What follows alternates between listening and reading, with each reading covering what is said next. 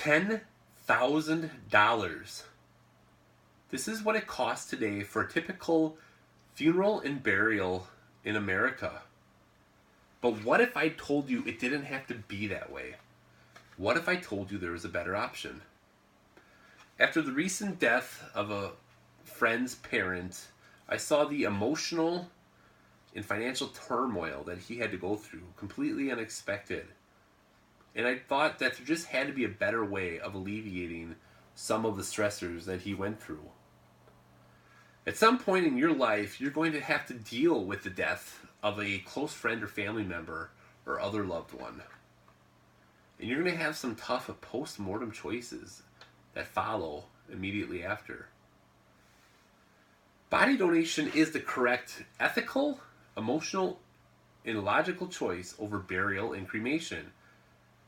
And let's take a look at why body donation is the better option than those traditional methods such as burial or cremation. My first point is going to be that body donation is the ethically better option. What is one reason why? First off, burial. Burial takes up a lot of space and land. You need to have your burial plots. And I don't know if you've driven by. Throughout America, you see these large cemeteries. Locally, for example, Oshkosh Riverside Cemetery.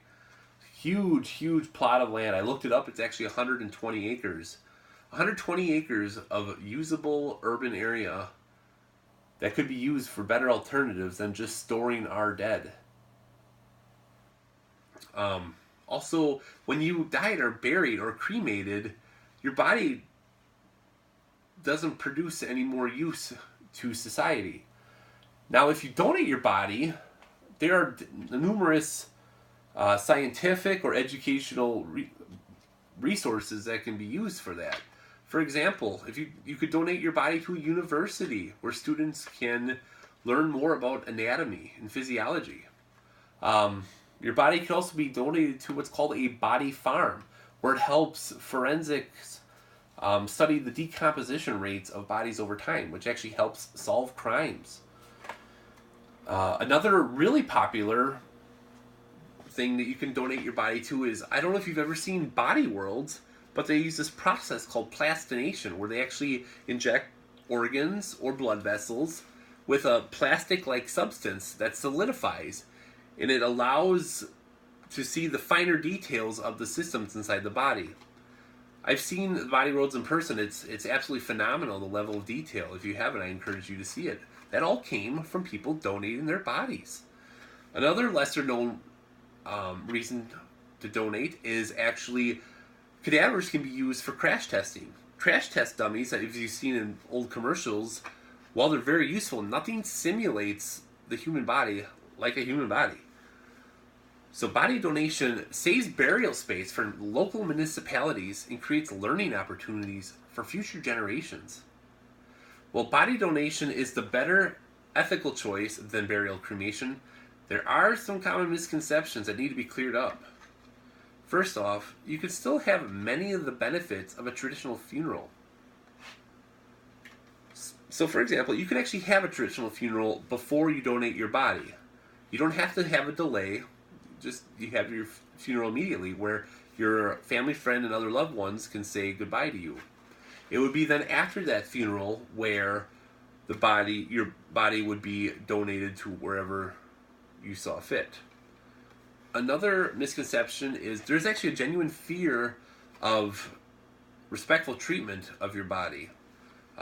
People have reported fear of students making fun of their corpse or taking pictures, and studies show it's actually not true.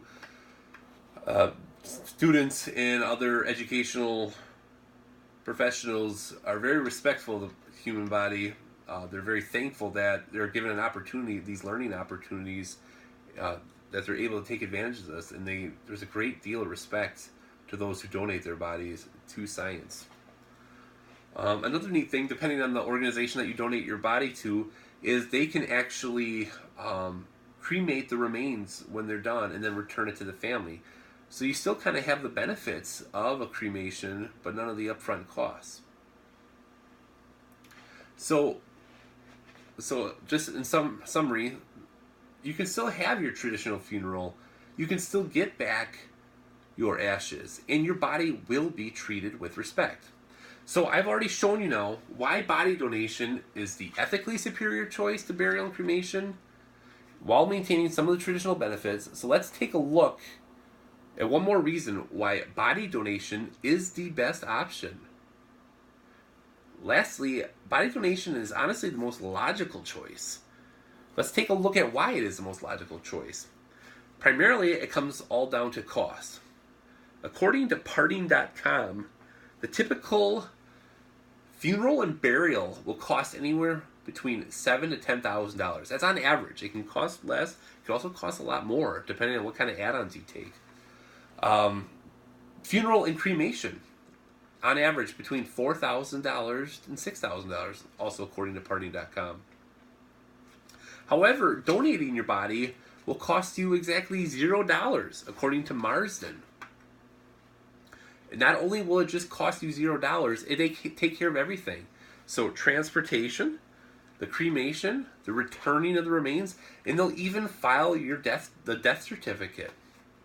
Also, another big, sometimes overlooked aspect of body donation is less time and stress on the family and loved ones that they have to deal with. A lot of these things are all situated and planned out, so there's less planning in a post-mortem situation. Usually it's a very tight window and it's very stressful for family members to have to deal with, but a lot of that is already taken care of, so family can focus more on the memorial and on the funeral. So while body donation is a more fiscally responsible option than burial or cremation, so let's capture all the ways that body donation is a better option than traditional burial or cremation. Body donation is a better option than burial or cremation due to its fiscal and educational value, all while maintaining many of the traditional benefits. When your mind leaves this world, do you want to be just a memory buried 6 feet underground, or a beautiful urn on a mantle? Or do you want to keep paying it forward and give back to future generations? Thank you.